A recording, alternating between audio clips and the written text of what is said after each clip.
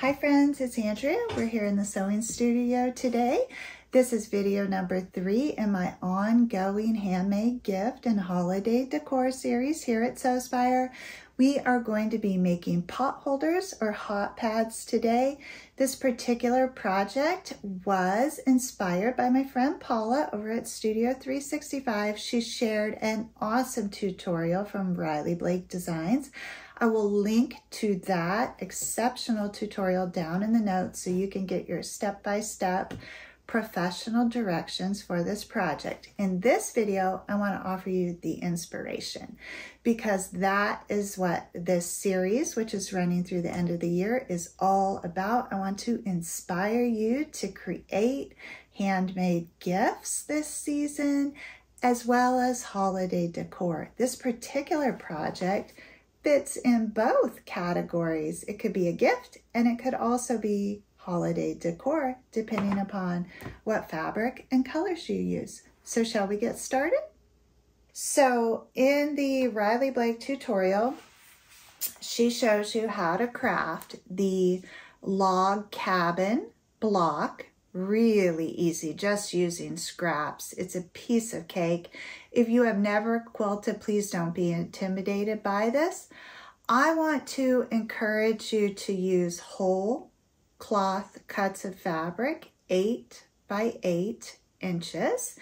And what's fun about this project is it's backed with a terry cloth towel.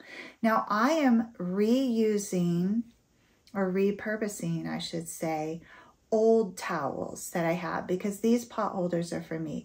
But you certainly could source brand new towels if you were going to make this a gift.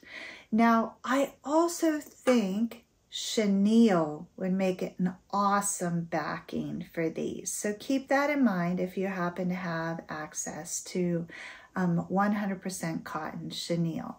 So I have a little pot holder sandwich here that is comprised of my log cabin block, 1 piece of quilt batting, and then my terry cloth towel. Again, everything is 8 inches by 8 inches. So I'm going to put my towel right sides facing down. My batting, I am working with warm and natural quilt batting. That is my preference. And then my pretty little block, which is all pressed. You can use cheater cloth, which has the quilt pattern already printed directly on the fabric. You could certainly just piece together little bits of fabric and make a beautiful patchwork 8 by 8 panel, or as mentioned, just cut out an 8 by 8 inch square of fabric. And so you're going to layer your little quilt sandwich. I like to put a couple of pins in that to keep it from shifting. And then you can quilt a pattern on this. The diamond pattern is very popular. That's a great way for you to practice if you're new to quilting. I'm going to stitch in the ditch and follow my log cabin quilt pattern. You could also just freehand squiggle. It's really fun. This is meant to be a simple, fast way to add a little touch of pizzazz to your kitchen for the holidays or make somebody really happy with a handmade gift. So I'm going to go ahead now and stitch through all of the layers of my pot holder. I am stitching on a Juki TL2000QI. I have a 90-14 needle in here and my stitch length is set to 3.0. I am working with my preferred Aurifil 100% cotton 50 weight premium quilting thread. I do not backstitch when I am quilting. And I am just simply following the natural rows that were created by this log cabin quilt pattern. I'm not measuring, I'm just stitching what they call stitching in the ditch, which is right in the seam where the fabric joins. And you can remove those pins as they become an obstacle. And I'm just going to add a few more rows of stitching going in the opposite direction, following those same seams.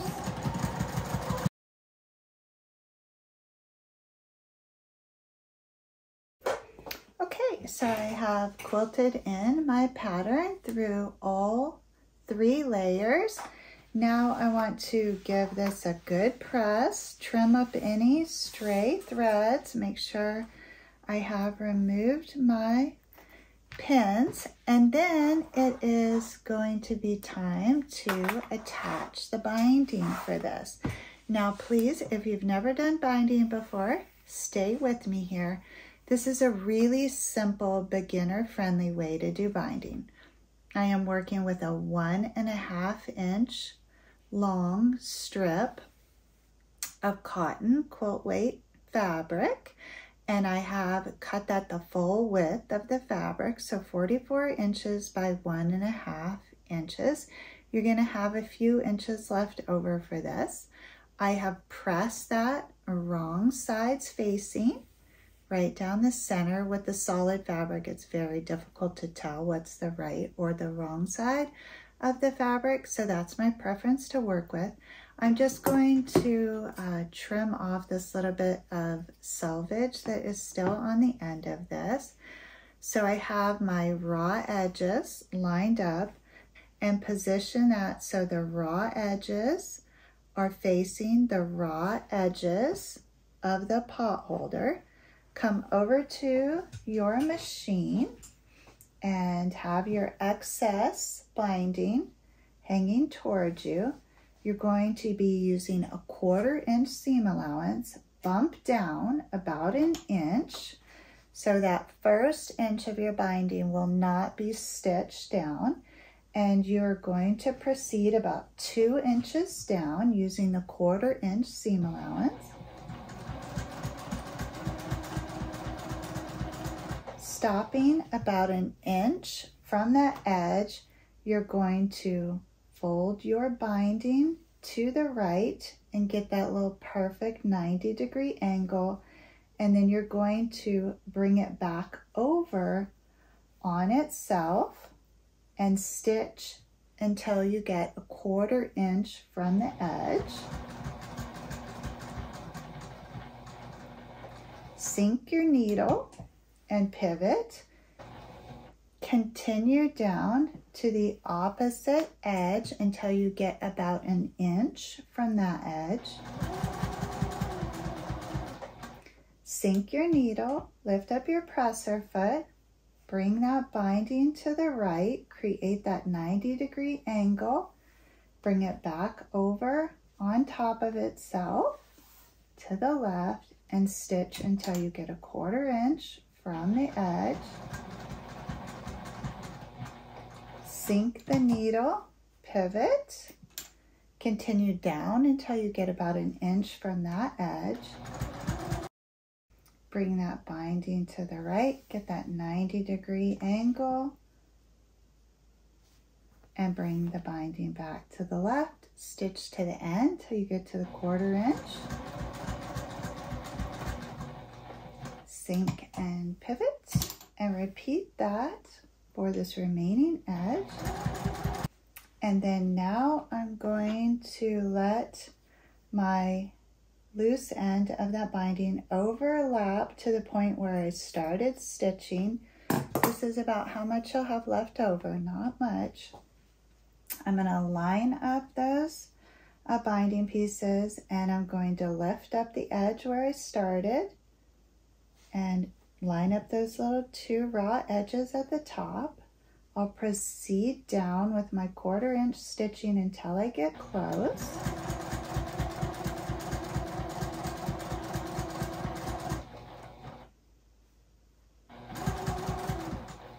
And I'm going to break that thread, line up my 2 raw edges, and come in at that 90-degree angle across both of those pieces, corner to corner. This, in my opinion, is The most challenging aspect of this, and it is totally doable, you just have to get those little pieces aligned and under the presser foot.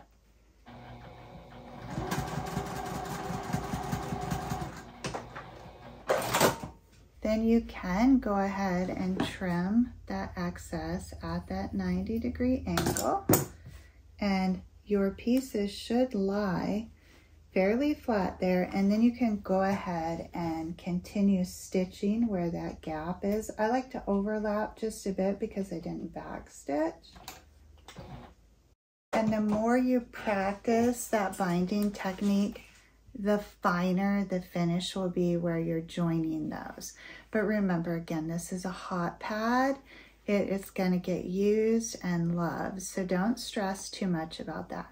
So now what you're going to do is trim up your edges if need be, but don't get too close to the stitching.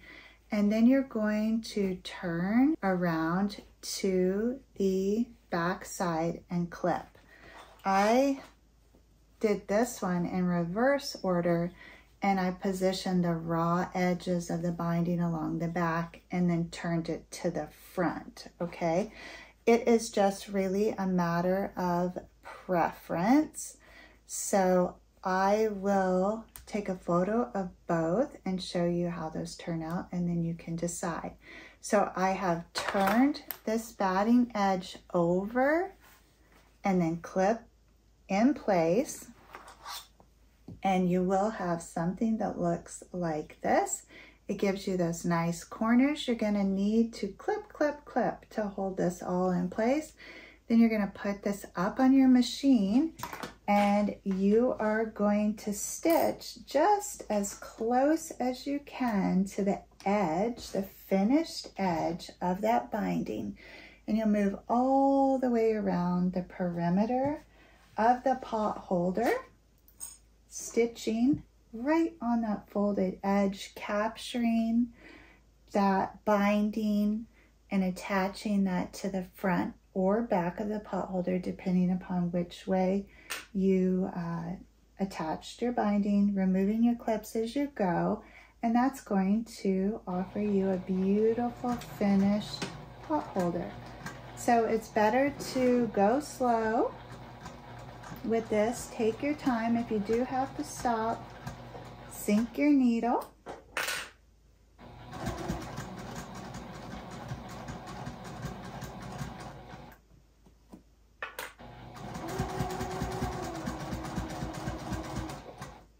When you get to the corners, keep those nice and tidy.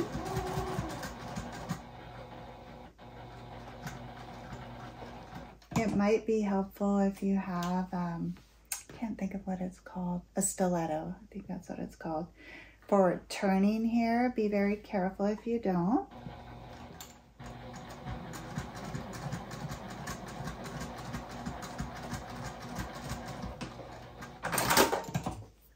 And I've made it all the way around. I have to trim up my little stray threads, but it's really cute. I'm actually pretty excited to put this in the kitchen drawer and use it.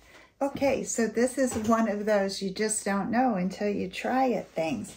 So depending upon what side you place the binding on, that determines what side is framed or not framed. So I actually think I like the binding going to the back because the terry cloth is, you know, kind of boring. And the front of the pot holder is really pretty and fun, but it really is your choice. So I'm sure there are other ways of doing binding. This is the only way that I have had any success with. So this is how I like to do it. If you are interested in learning more about quilting, I'd love to have you join our free quilting group. We meet on the second Wednesday of every month. It's called the Sewspire Friendship Circle. This is actually our second year meeting. I learn something new every single month. We just select one block, we sew that together, and through that process of piecing the block together, we get to exchange tips, solve problems, and learn about the art of quilting. So I can see how with this simple project, a little pot holder, you could really showcase your beautiful quilting blocks. And that is why Paula shared this project with our group. Now, in the beginning, I mentioned Studio 365. If you are not familiar, that is my membership community. It's $8 a month. We meet once, sometimes twice a week to create. We typically sew once a week together, and think of that as just a way to work in your own space, but with the company of friends. It's a platform similar to Zoom, but it's integrated into our Studio 365 community. So it's nice and secure and only members can participate. So we look forward to seeing each other each week, and you get an inspiration from seeing what everyone's making. You learn from their mistakes. They get to share new supplies that they have coming in, tips, tools. Again, the real benefit is the knowledge exchange, and the friendship is like the cherry on top of that cupcake. So those are two opportunities. If you would like to get more involved in the Sewspire community, we'd love to have you join us. So next week, I will be back with the 4th video in this ongoing series that's going to run through the end of the year. And we are going to play with my sublimation equipment. I have some ideas for some fun mugs, for a t-shirt, and then I have all of that awesome white polyester fabric that our friends at Big Duck sent over before I moved. So we're going to play with that too. So everything next week is going to be about sublimation. If you have sublimation equipment, that's great. Join me for some inspiration. If you have no idea what that even is, join me to learn more about this popular medium, which is now available in the local craft stores. I bought my equipment from a professional dealer, so it may look different than the equipment that you're seeing in, say, the Michaels, but the process is the same. So I will explain that all to you next week, and we're going to try to sublimate some gifts. So we'll see how those turn out, and I'm really excited to get back into that creative realm because I haven't used it for several months. So until then, as always, please know the creative genius in me will be celebrating the creative genius in you, and I look forward to seeing you in the next video. Have an awesome day, everyone, and thank you for sewing with me.